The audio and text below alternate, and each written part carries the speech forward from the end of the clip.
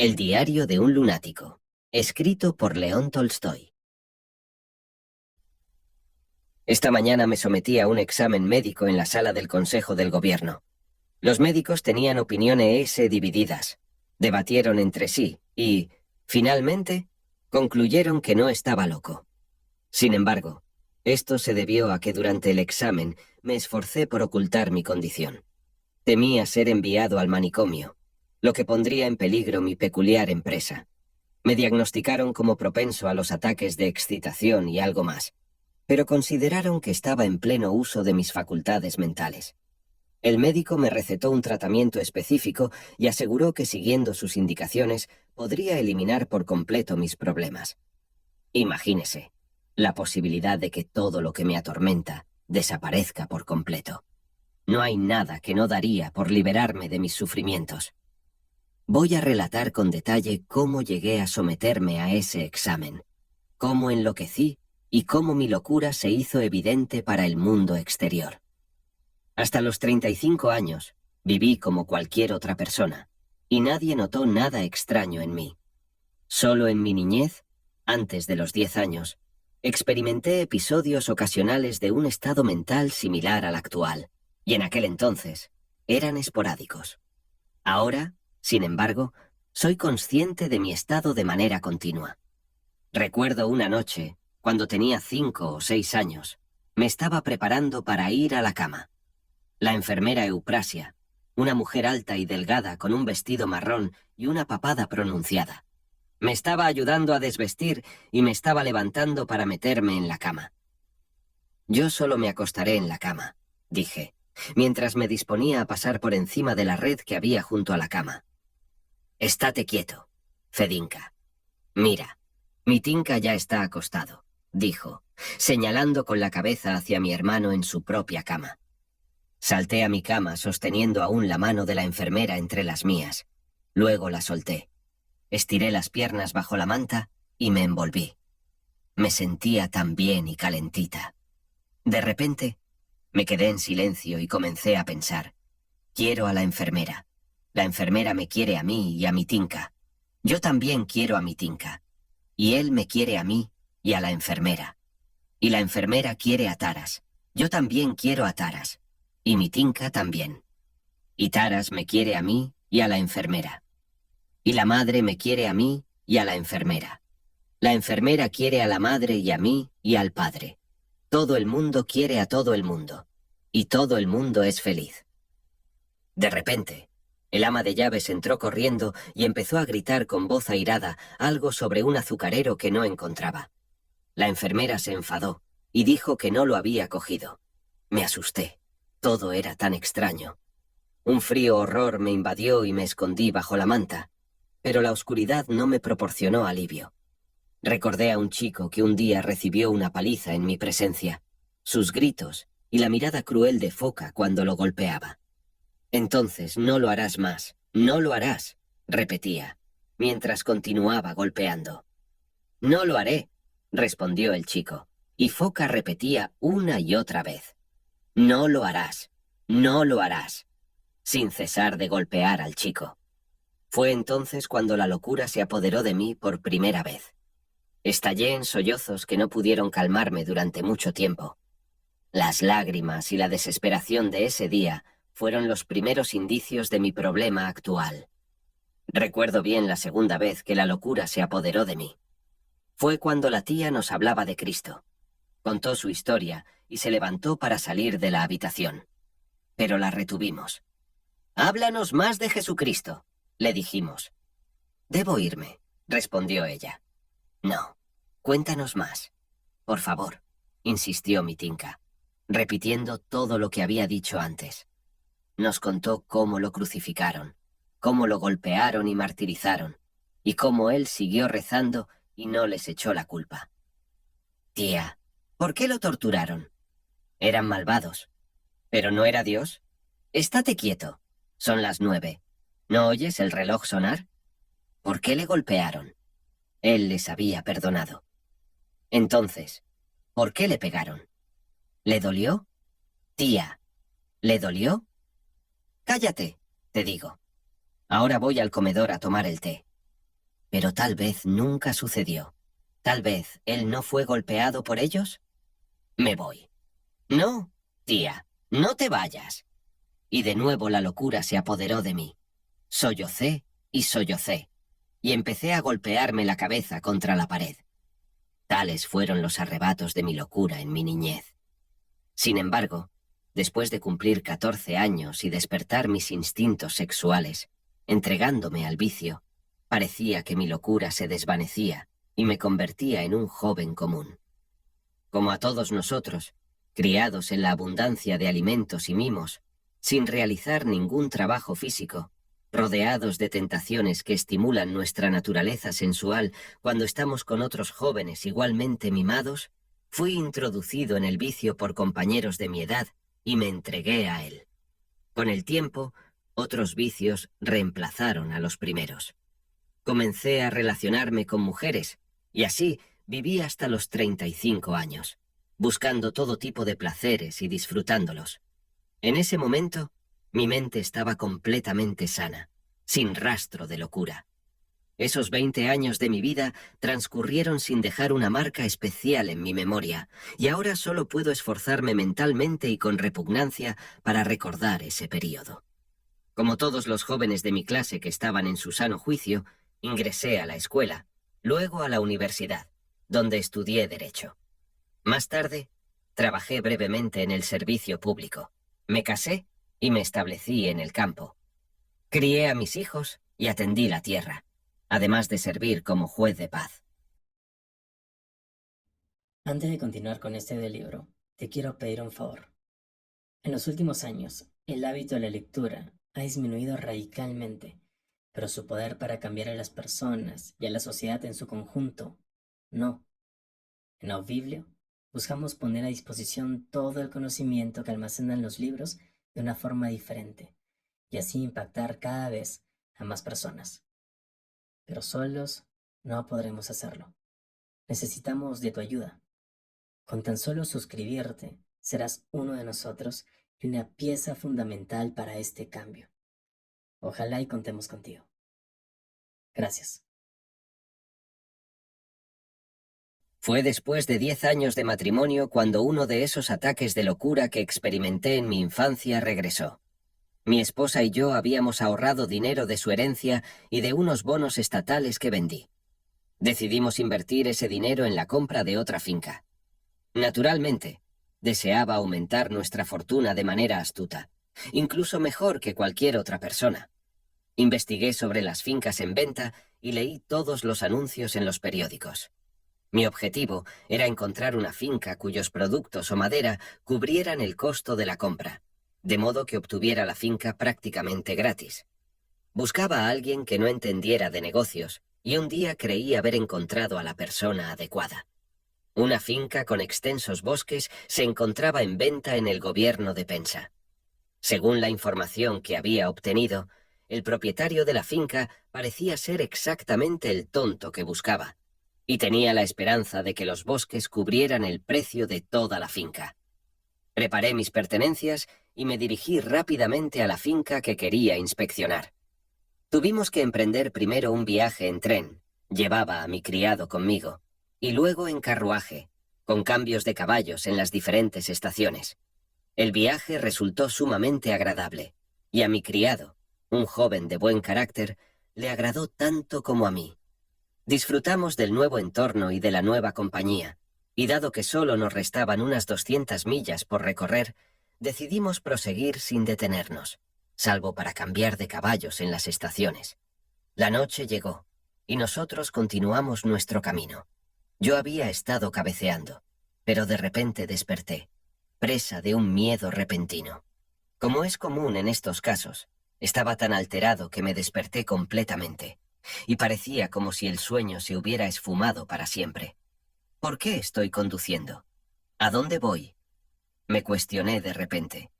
No es que me desagradara la idea de adquirir una finca a buen precio, pero en ese momento me pareció tan absurdo viajar a un lugar tan distante, y tuve la sensación de que iba a morir allí, lejos de mi hogar. El terror se apoderó de mí. Mi criado Sergio se despertó, y aproveché la oportunidad para hablar con él. Comencé a comentar sobre el paisaje circundante. También tenía mucho que decir acerca de la gente en casa, el placer del viaje, y me parecía extraño que pudiera hablar tan jovialmente. Él parecía estar tan contento con todo y de tan buen humor, mientras que a mí todo me resultaba molesto. No obstante, me sentía más a gusto cuando conversaba con él. Sin embargo, junto con mis sentimientos de inquietud y mi secreto horror, también me sentía fatigado y ansiaba detener el viaje en algún punto. Me parecía que mi inquietud cesaría si tan solo pudiera entrar en una habitación, disfrutar de una taza de té y, lo que anhelaba más, descansar. Nos acercábamos a la ciudad de Arzamas. ¿No crees que sería mejor detenernos aquí y descansar? ¿Por qué no? Es una excelente idea. ¿A qué distancia estamos de la ciudad?, pregunté al conductor. Unas 7 millas más. El conductor era un hombre apacible y silencioso. Conducía a un ritmo más bien lento y parecía fatigado. Continuamos avanzando. Yo guardé silencio, pero me sentía mejor, deseando descansar y esperando que eso mejorara mi estado. Seguimos avanzando en la oscuridad, y las 7 millas parecían interminables. Finalmente, llegamos a la ciudad. A esa hora temprana, la ciudad estaba sumida en un profundo sueño. Al principio, surgieron las pequeñas casas que se desvanecían en la oscuridad, y a medida que pasábamos junto a ellas, el sonido de nuestros cascabeles y el trote de nuestros caballos se hacía más ruidoso. En algunos lugares, las casas eran grandes y blancas, pero eso no me confortó. Esperaba la llegada a la estación y la oportunidad de disfrutar de un samovar, ansiando acostarme y descansar. Por fin nos aproximamos a una casa con pilares delante.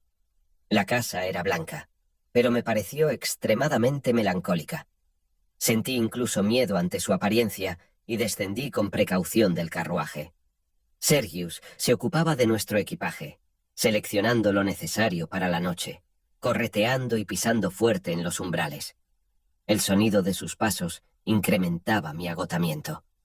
Ingresé y llegué a un pequeño pasillo. Un hombre nos dio la bienvenida. Tenía una gran mancha en la mejilla y esa mancha me llenó de horror. Nos condujo a una habitación que no era más que una habitación común. Mi inquietud iba en aumento. ¿Podríamos tener una habitación para descansar?, pregunté. Oh, sí. Tengo un dormitorio muy bonito a su disposición. Una habitación cuadrada, recién encalada.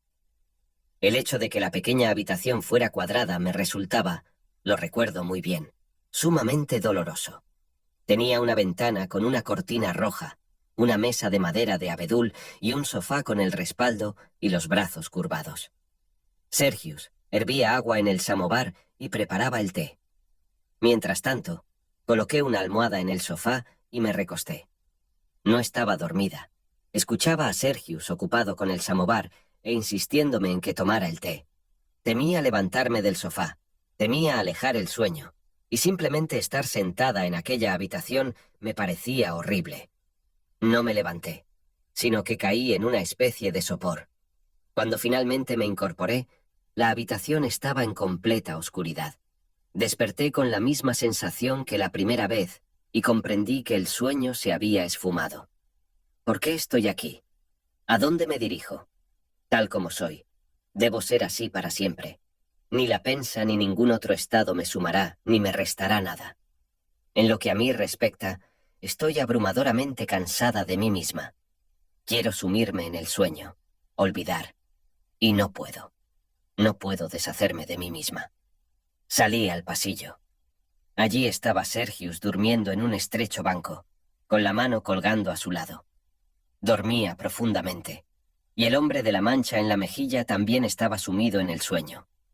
Al abandonar la habitación, intenté alejarme de lo que me atormentaba. Sin embargo, persistía y hacía que todo pareciera oscuro y lúgubre. Mi sensación de horror, en lugar de abandonarme, se incrementaba. ¡Qué absurdo!, me dije a mí misma. ¿Por qué estoy tan deprimida? ¿Qué temo? «Me temes a mí», escuché la voz de la muerte. «Estoy aquí». Me estremecí. Sí, la muerte. La muerte vendrá. Vendrá y no debería venir. Incluso ante la muerte real, no sentiría nada similar a lo que experimentaba en este momento. Entonces, simplemente sería miedo, mientras que ahora era algo más profundo. Estaba contemplando y sintiendo la cercanía de la muerte, y al mismo tiempo sentía que la muerte no debería existir.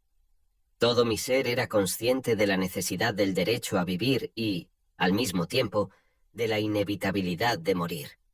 Este conflicto interno me causaba un dolor insoportable.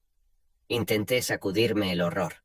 Encontré una vela medio quemada en un candelabro de latón y la encendí. La vela, con su llama roja, se consumió hasta que no fue mucho más alta que el candelabro. Parecía que una y otra vez se repetía lo mismo. Nada perdura. La vida no es eterna. Todo se torna en muerte. Pero la muerte no debería existir. Intenté redirigir mis pensamientos hacia lo que me había interesado anteriormente, la finca que planeaba comprar y mi esposa. Sin embargo, lejos de ser un alivio, ahora parecían irrelevantes. La sensación de que la vida me iba a ser arrebatada era un terror que impedía que pensara en otra cosa. Debo intentar dormir, decidí. Me acosté, pero al instante siguiente me levanté de un salto, preso del horror. Experimenté una aflicción espiritual, no muy diferente del malestar físico que precede a una enfermedad real, pero en el espíritu, no en el cuerpo. Un miedo terrible, similar al miedo a la muerte, se entrelazó con los recuerdos de mi vida pasada, convirtiéndose en un horror que parecía devorar la vida misma. La vida y la muerte se confundían. Un poder desconocido intentaba desgarrar mi alma, pero no podía quebrantarla. Salí una vez más al pasillo para observar a los dos hombres que dormían. Luego, intenté dormir de nuevo. El horror era siempre el mismo, ahora rojo, ahora blanco y cuadrado. Algo se desgarraba en mi interior, pero no podía consumarse. Era una sensación tortuosa. Un odio árido me privaba de toda chispa de sentimiento bondadoso. Solo quedaba un odio sordo y constante hacia mí mismo y hacia lo que me había dado existencia. ¿Qué me había dado existencia? ¿Dios? Decimos Dios. ¿Y si intentara rezar? Pensé de repente. Hacía más de 20 años que no oraba y no tenía ningún sentimiento religioso, aunque ayunaba y comulgaba por mera formalidad todos los años. Comencé a rezar oraciones. Dios, perdóname. Padre nuestro, Nuestra Señora, componía nuevas oraciones. Me persignaba, me inclinaba hacia la tierra, todo el tiempo mirando a mi alrededor por temor a ser descubierto en mi acto devoto. Las oraciones parecían desviar mis pensamientos del terror anterior, pero era más el miedo a ser observado por alguien lo que lo lograba.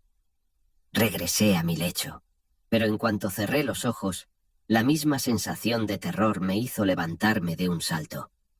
Ya no podía soportarlo. Llamé al criado del hotel, desperté a Sergius de su sueño. Le ordené enganchar los caballos al carruaje y pronto reanudamos nuestro viaje.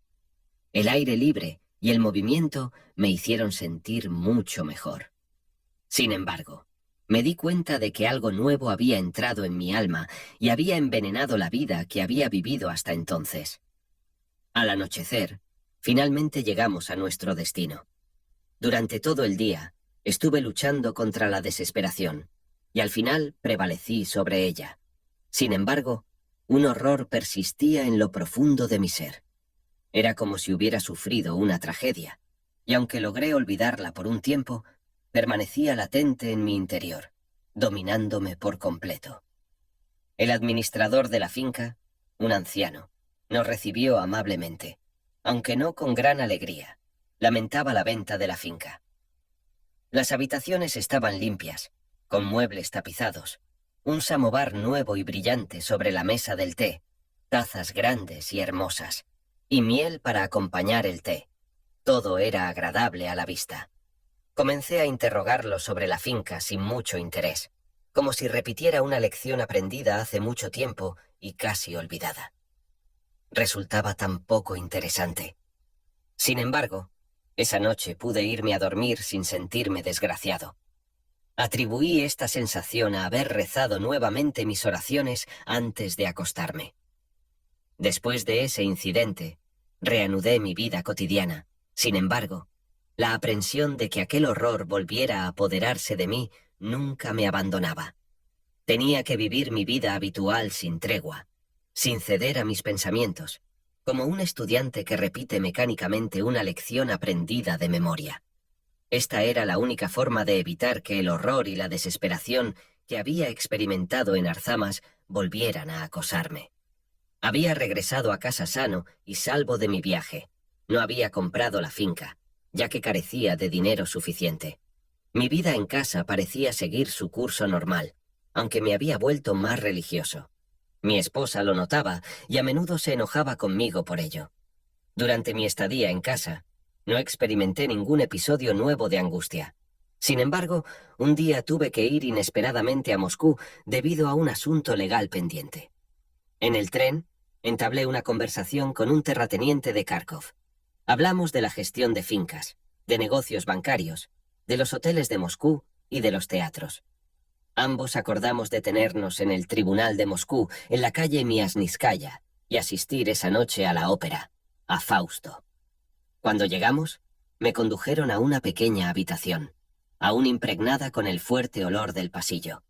El portero trajo mi maletín, y la camarera encendió una vela cuya llama ardió con fuerza y luego parpadeó, como es común.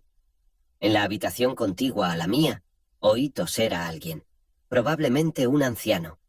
La criada se retiró, y el portero me preguntó si deseaba que abriera mi maleta. Mientras tanto, la llama de la vela iluminaba la habitación, arrojando su luz sobre el papel pintado azul con rayas amarillas, las paredes, la mesa desgastada, el pequeño sofá frente a mí, el espejo colgado en la pared y la ventana. Vi la pequeña habitación tal como era, y de repente, sentí que el horror que experimenté en la noche de Arzamas resurgía en mí. Dios mío, ¿debo quedarme aquí toda la noche? ¿Cómo podría hacerlo? Me pregunté a mí mismo. Luego, me dirigí al portero con la solicitud de que desabrochara mi maleta para mantenerlo en la habitación por más tiempo. Ahora, me vestiré rápidamente y me dirigiré al teatro, me dije. Una vez que la bolsa estuvo desatada, solicité al portero. Por favor, comunique al caballero en la habitación número 8, quien vino conmigo, que estaré lista en breve y pídale que me espere. El portero se retiró y procedí a vestirme con rapidez, sintiendo un temor latente que me impedía mirar las paredes. Sin embargo, reflexioné. ¿Qué tontería estoy haciendo? ¿Por qué estoy tan asustado como un niño? No debería temer a los espíritus. ¿Espíritus? No, el temor a los espíritus no es lo que me inquieta. Entonces, ¿qué es? En realidad, no es nada. Solo tengo miedo de mí mismo. ¡Puras tonterías! Me puse una camisa fría, rígida y almidonada. Abroché los botones. Me enfundé en el traje de noche y las botas nuevas, y fui a buscar al terrateniente de Kharkov, quien ya estaba listo. Partimos hacia la ópera, deteniéndonos en el camino para que él arreglara su cabello, mientras yo visité una peluquería francesa para cortarme el mío y conversé un poco con la dueña de la tienda, comprando un par de guantes. Todo parecía ir sin problemas. Había olvidado completamente la estrecha habitación del hotel y las ominosas paredes. Disfruté mucho de la representación de Fausto y, al concluir, mi compañero propuso cenar, algo que no era típico para mí. Sin embargo, en ese momento, recordé las paredes de mi habitación y acepté la invitación. Regresamos al hotel después de la 1 de la madrugada. Tomé 2 copas de vino, algo inusual en mí, pero me sentía bastante a gusto a pesar de ello. No obstante, en el momento en que entramos en el pasillo, con la lámpara que arrojaba su tenue luz, y el peculiar olor del hotel me rodeó, experimenté un escalofrío de horror que me recorrió la espina dorsal. No había escapatoria. Estreché la mano de mi nuevo amigo y entré en mi habitación. Pasé una noche aterradora, peor que la de Arzamas. No pude conciliar el sueño hasta que el anciano de la habitación contigua tosió nuevamente al amanecer. Pero no fue en mi cama. sino después de entrar y salir de ella varias veces. Finalmente terminé durmiendo en el sofá. Sufrí toda la noche insoportablemente. Una vez más, mi alma y mi cuerpo se desgarraban dentro de mí. Volvían los mismos pensamientos. Estoy viviendo. He vivido hasta ahora. Tengo derecho a vivir, pero a mi alrededor todo es muerte y destrucción. Entonces, ¿por qué vivir? ¿Por qué no morir? ¿Por qué no suicidarme inmediatamente? No, no podría. Tengo miedo. ¿Es mejor esperar a que la muerte llegue cuando llegue? No, eso es aún peor, y también me da miedo. Entonces, debo vivir. Pero, ¿para qué? ¿Para morir? No podía salir de aquel círculo. Cogí un libro y empecé a leer. Por un momento me hizo olvidar mis pensamientos. Pero luego volvieron las mismas preguntas y el mismo horror. Me metí en la cama, me tumbé y cerré los ojos. Eso empeoró el horror. Dios había creado las cosas como son. Pero, ¿por qué? Dicen, no preguntes, reza. Pues bien, recé. Estaba rezando ahora, igual que en Arzamas. Entonces, había rezado simplemente, como un niño. Ahora mis oraciones tenían un sentido definido. Si tú existes, revélame tu existencia. ¿Con qué propósito fui formado? ¿Quién soy? Me prosternaba ante la tierra, recitando todas las oraciones que había aprendido y creando algunas nuevas, siempre añadiendo, muéstrame que existes. Me sumí en un profundo silencio, esperando alguna señal o respuesta.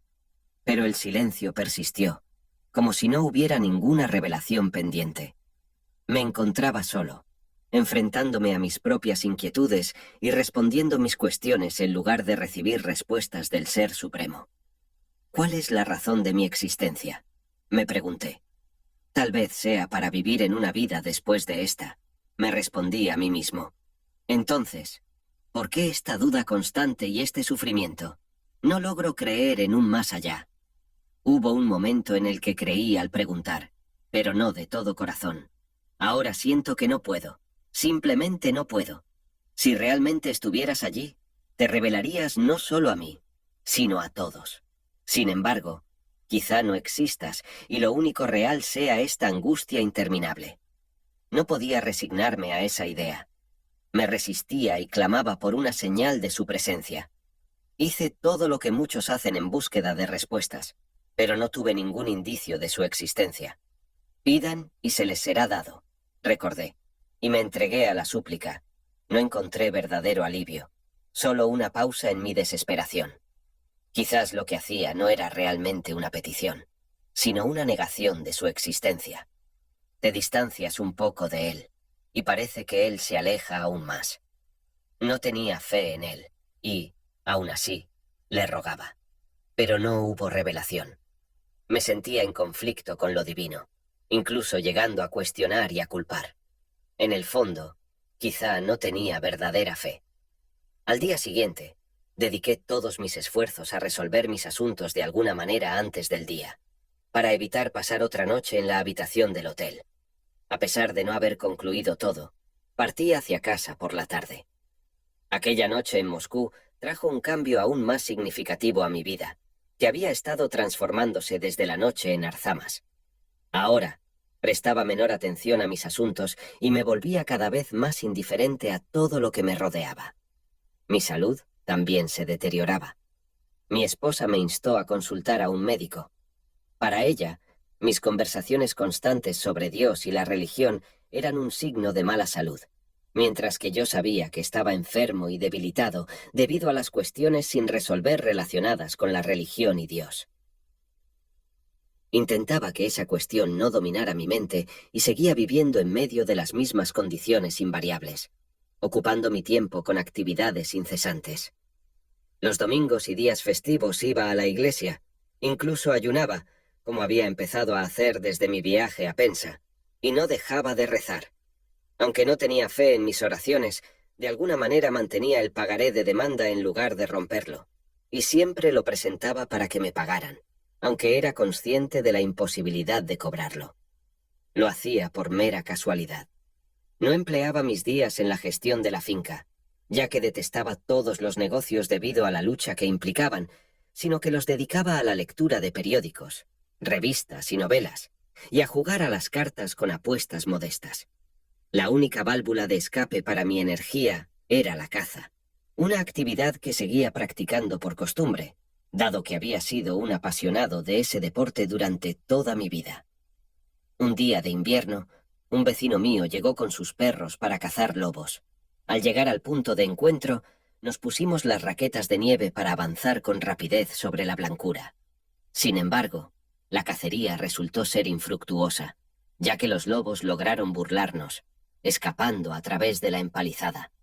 Desde lejos, advertí esto y decidí seguir la pista fresca de una liebre, internándome en el bosque. Mi búsqueda me llevó lejos, hasta llegar a un campo donde pude vislumbrar a la liebre, aunque se esfumó antes de que pudiera disparar.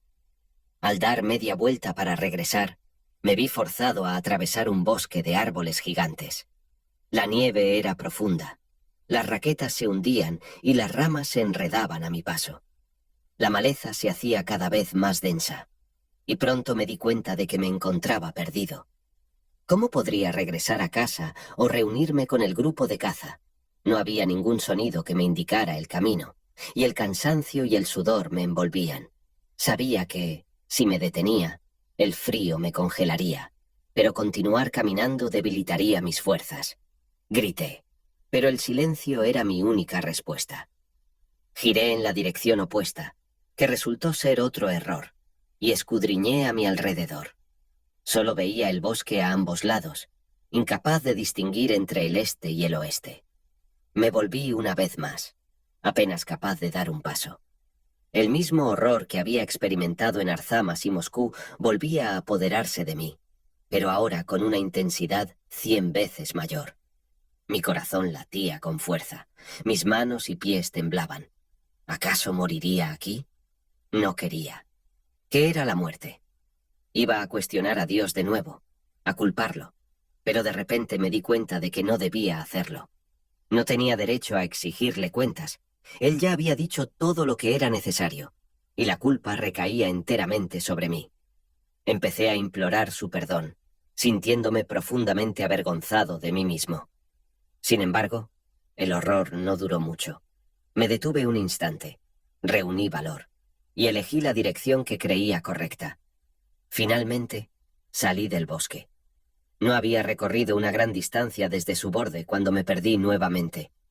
Al alcanzar el camino principal, mis manos y pies aún temblaban, y mi corazón latía con fuerza, pero mi alma estaba llena de alegría. Me reuní con mi grupo y regresamos juntos a casa. Aunque no me sentía completamente feliz, sabía que experimentaba una alegría que entendería más adelante, una alegría que resultó ser genuina. Me retiré a mi estudio para estar a solas y oré, recordando mis pecados y buscando perdón. Aunque no parecían ser muchos, al considerar cuáles eran, los encontré repugnantes. Entonces, comencé a sumergirme en la lectura de las Escrituras. El Antiguo Testamento me parecía incomprensible, pero fascinante, mientras que el Nuevo Testamento me conmovía por su mensaje de mansedumbre. Sin embargo, mis lecturas preferidas eran las biografías de los santos. Encontraba consuelo en ellas y veía en sus vidas un ejemplo cada vez más alcanzable para seguir. A partir de ese momento, mi interés por la gestión de los asuntos y las cuestiones familiares disminuyó aún más. Estas cosas me resultaban incluso repulsivas. No entendía completamente por qué, pero sabía que las actividades que habían ocupado toda mi vida ya no tenían importancia. Esto se hizo evidente cuando se presentó la oportunidad de comprar una finca en nuestro vecindario a un precio muy favorable. Fui a inspeccionarla y todo parecía perfecto, especialmente porque los campesinos de esa finca no tenían más tierras que sus pequeños huertos. Rápidamente, comprendí que, a cambio del derecho de pastoreo en las tierras del terrateniente, trabajarían la tierra para él, y la información que recibí confirmó mi suposición. Me di cuenta de la importancia de esta situación y me alegré, ya que estaba en línea con mis antiguos pensamientos. Sin embargo, en el camino de regreso a casa, me encontré con una anciana que pedía indicaciones y entablé una conversación con ella.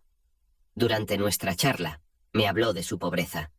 Cuando llegué a casa y le hablé a mi esposa sobre las ventajas de la finca, de repente me sentí avergonzado y disgustado. Le dije que no pensaba comprar la finca, ya que sus beneficios se basaban en la explotación de los campesinos. En ese momento, me di cuenta de la verdad de mis palabras, de que los campesinos tenían el mismo deseo de vivir que nosotros, de que eran nuestros semejantes, nuestros hermanos, hijos del Padre, como lo afirmaba el Evangelio. Inesperadamente, algo que me había corroído durante mucho tiempo se aflojó y se rompió, y en su lugar pareció surgir algo nuevo. Mi esposa se enojó conmigo y me trató mal, pero yo estaba lleno de alegría. Este fue el primer indicio de mi locura. Mi locura total comenzó a manifestarse un mes después. Comencé a asistir a la iglesia con regularidad, escuchando la misa con profunda atención y un corazón lleno de fe. Un día, mientras estaba en la iglesia, me dieron la hostia consagrada. Luego, todos se apresuraron a besar la cruz, empujándose unos a otros en la aglomeración. Al salir de la iglesia, me encontré con mendigos en las escaleras. En ese momento, me di cuenta claramente de que las cosas no debían ser así, y de hecho, no lo eran.